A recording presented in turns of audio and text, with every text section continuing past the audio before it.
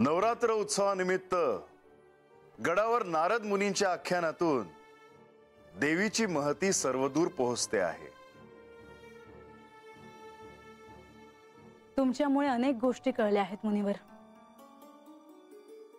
जणू एखादं पूर्वचित्र तयार करण्यासाठी निरनिराळे तुकडे गोळा करावे लागतात तसंच माझं झालं आहे। सत्य समजून घेण्यासाठी प्रत्येक वेळी मला नव्याने काही गोष्टी कळत चालल्या आहेत। नारायण नारायण। आणि मला अजूनही काही गोष्टी जाणून घ्यायच्या आहेत मुनिवर। आज नवरात्र उत्सवाचा 7वा दिवस आहे। देवीची महती ऐकण्यासाठी सर्वजण आतुर आहेत। मुनिवर, आख्यानाला आरंभ करा। देव म्हणाले, महादेवीला नमस्कार असो। कल्याण होण्यास कारणीभूत अशा देवीला सतत नमस्कार असो। मूळ प्रकृती मंगलकारिणी देवीला नमस्कार असो।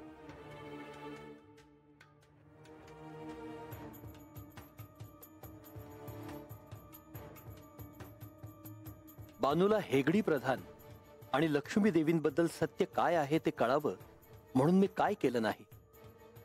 श्री विष्णू आणि श्री लक्ष्मी देवी यांच्या प्रिय सुचिन्हाची तिची ओळख करून दिली, पण अजूनही बानूला सत्यापर्यंत पोहोचता आलं नाही।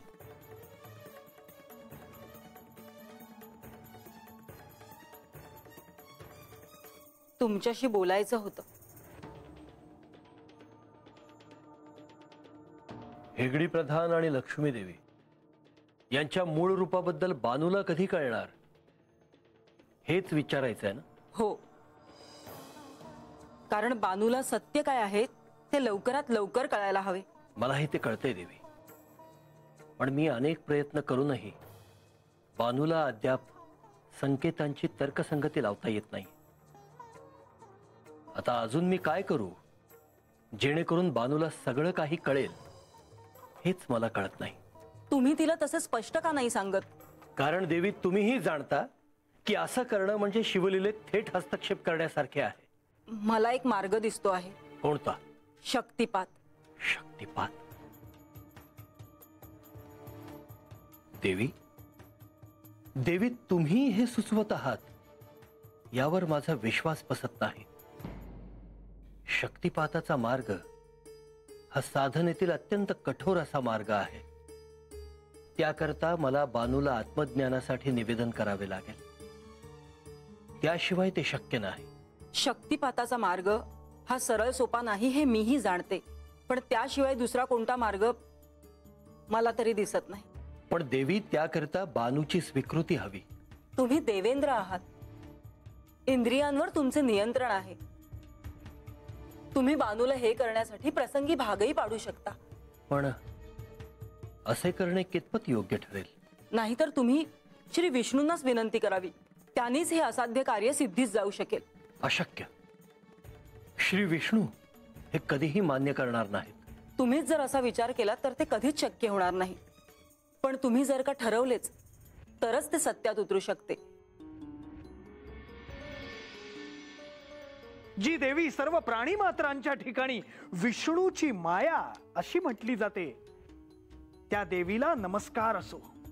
तिला नमस्कार असो, पुन्हा पुन्हा नमस्कार असो।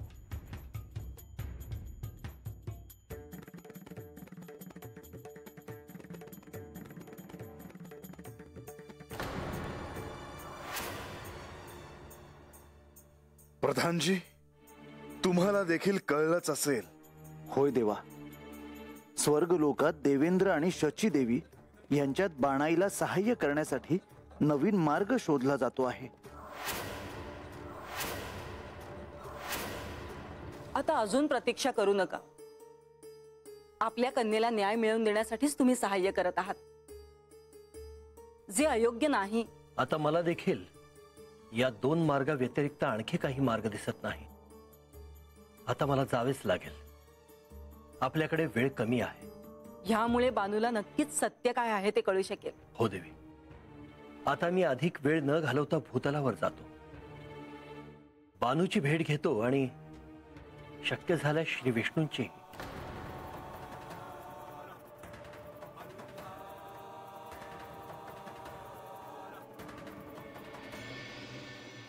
जी देवी सर्व भूतांचे ठिकाणी बुद्धी रूपाने राहिली आहे, तिला नमस्कार असो, तिला नमस्कार असो, सतत नमस्कार असो.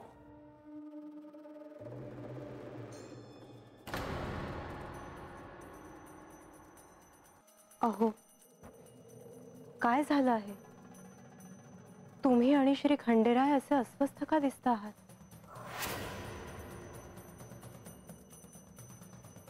नको ते घडण्याचे संकेत मिळत आहेत. जेजुरी गडावर देवेंद्रांचे आगमन होणार आहे.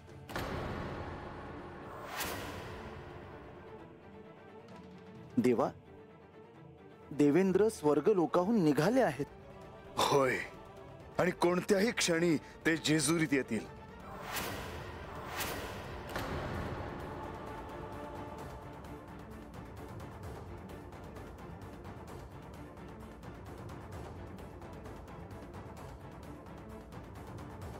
आजवर कोणतीही कृती करताना मला इतके दडपण कधीच आले नव्हते. श्री विष्णूंची आणि माझी भेट झाली तर ते माझा मानस पूर्ण व्हावा यासाठी तयार होतील.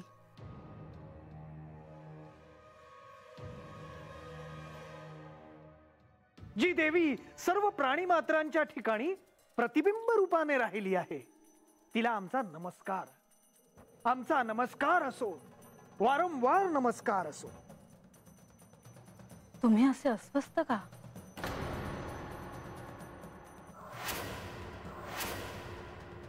काही नाही. नारायण नारायण. प्रधानजी, आता तुम्हालाच यात हस्तक्षेप करावा लागेल. इंद्रदेव जर राजसभेत आले तर अनर्थ व्हायचा. होय देवा, मला कळते आहे.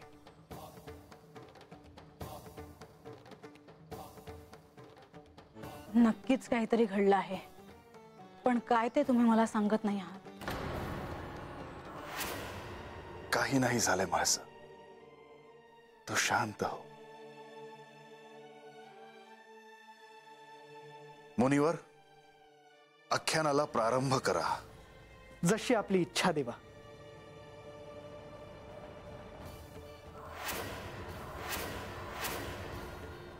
नारायण नारायण.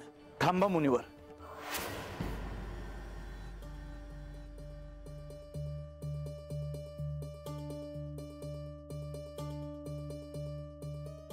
देवा, आख्यान थांबलंच आहे तर मला काही सांगायचं आहे.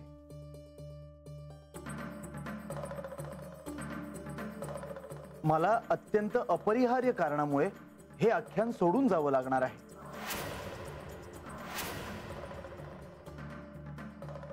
माझ्यावरील दायित्वाची मला जाणीव आहे, परंतु आता ह्या क्षणी हे कार्य पार पाडणं अनिवार्य आहे देवा.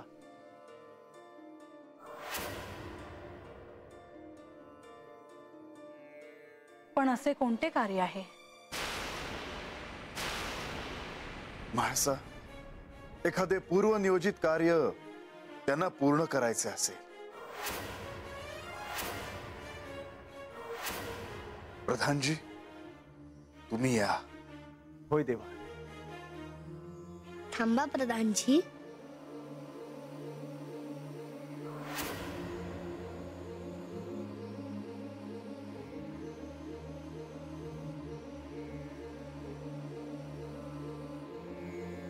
तुमची इच्छा असेल तर मी देखील तुमच्या बरोबर येतो. नाही, आपण इथेच थांबावं. मला आवश्यकता भासल्यास मी आपणहून तसं सांगेन.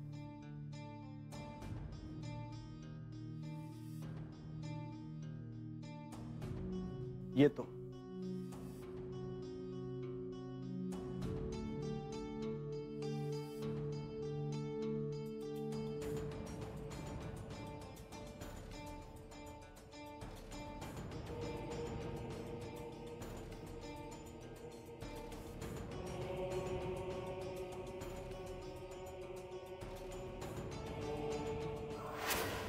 मुनिवर, आख्यान सुरू ठेवावे.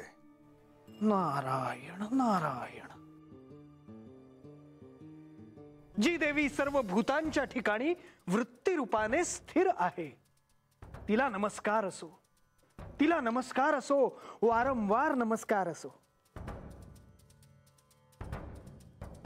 जी देवी सर्व प्राणी मात्रांच्या ठिकाणी मातेच्या रूपाने स्थित आहे, तिला नमस्कार असो, तिला नमस्कार असो, तिला नमस्कार असो.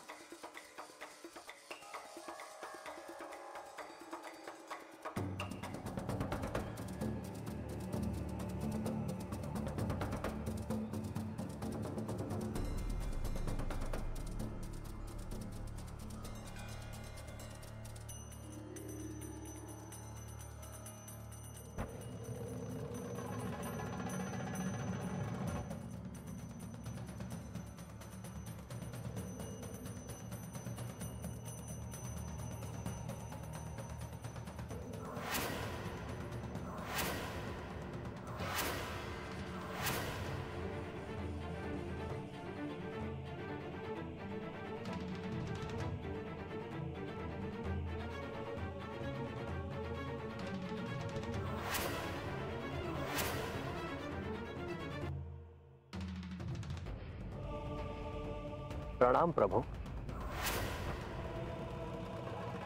देवेंद्र, तुम्ही जेजुरीत येताना मनात काहीतरी विशेष प्रयोजन घेऊन आला आहात हे मी जाणतोच.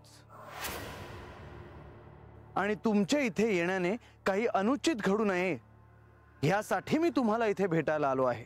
पण प्रभो, माझ्या येण्याने काही अनुचित घडेल असे खरंच आपल्याला वाटते?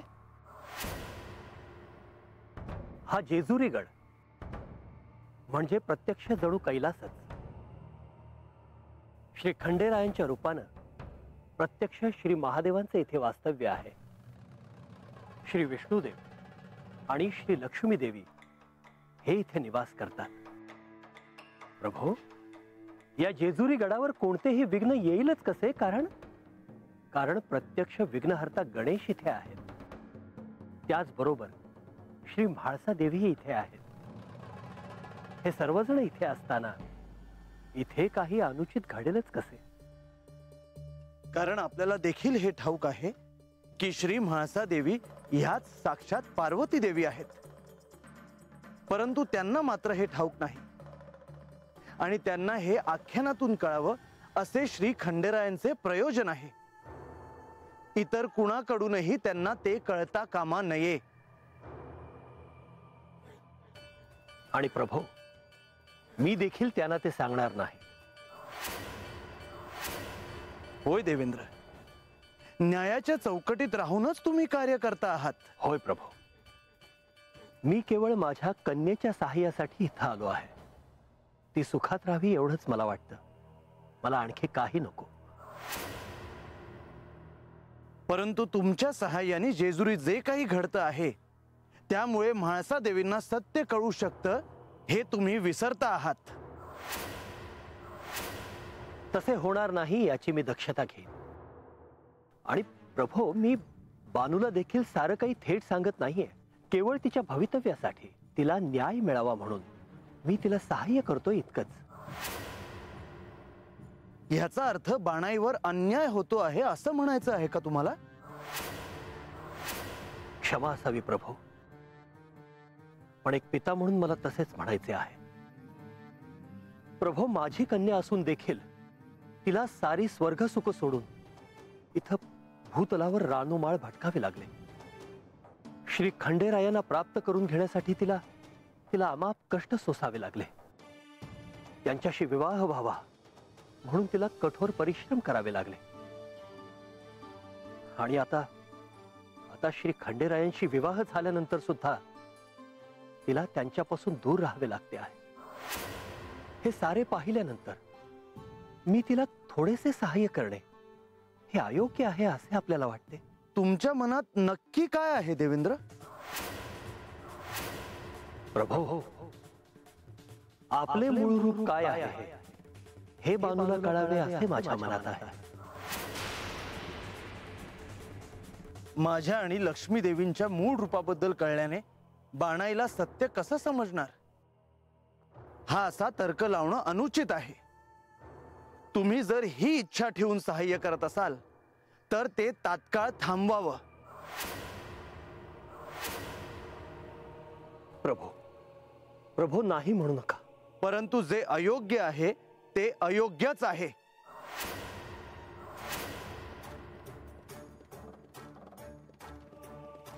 नाही प्रभो, नाही म्हणू नका. आपण त्रिमूर्तीपैकी एक आहात, साऱ्या सृष्टीचे पालक आहात. आपले दर्शन व्हावे म्हणून साधक कठोर साधना करतात. आपली कृपा व्हावी म्हणून ऋषीमुनी कठोर तपश्चर्या करतात. प्रभो, जिथे प्रत्यक्ष देवी देवतांनाही आपल्या दर्शनाचा मोह आवरत नाही, तिथे माझ्या कन्येला आपले मूळ स्वरूप ज्ञात व्हावे असे मला वाटले, तर त्यात चूक काय आहे प्रभू? हा देवेंद्र, तुम्ही देवांचे राजे आहात अशी याचना करणं उचित नव्हे. परंतु माझ्या मूळ रूपाबद्दल कळल्याने बाणाईला सत्य कसं समजणार? आपणच श्री विष्णू आहात आणि आपल्या पत्नी या साक्षात श्री महालक्ष्मी आहेत.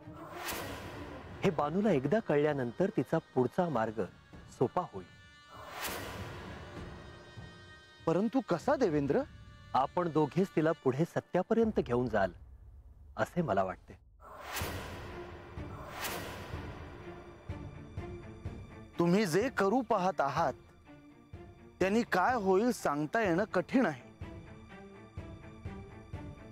आणि लक्ष्मी देवींना देखील ते आवडणार नाही. आणि प्रभो, या निमित्ताने लक्ष्मी देवी ही जेजुरीगड सोडून न जाता अधिक काळ इथेच आपल्या समवेत राहतील.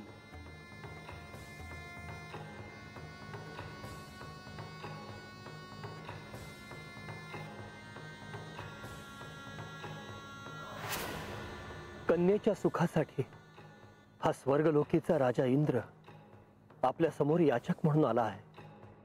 मला असे विनमुख पाठवू नका. तुमची इच्छा पूर्ण हो.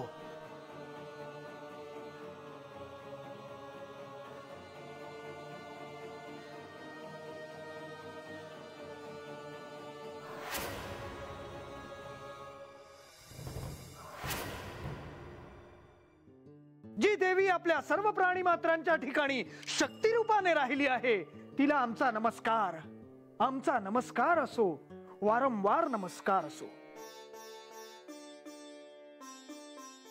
जी देवी सर्व प्राणी मात्रांच्या ठिकाणी क्षमा रूपाने उभी आहे, तिला आमचा नमस्कार, नमस्कार असो, वारंवार नमस्कार असो. जी देवी सर्व प्राणी मात्रांच्या ठिकाणी जाती रूपाने राहिली आहे, तिला आमचा नमस्कार असो, नमस्कार असो, वारंवार नमस्कार असो. जी देवी सर्व भूतांचे ठिकाणी लज्जा रूपाने राहिली आहे, तिला आमचा नमस्कार, नमस्कार, सतत नमस्कार.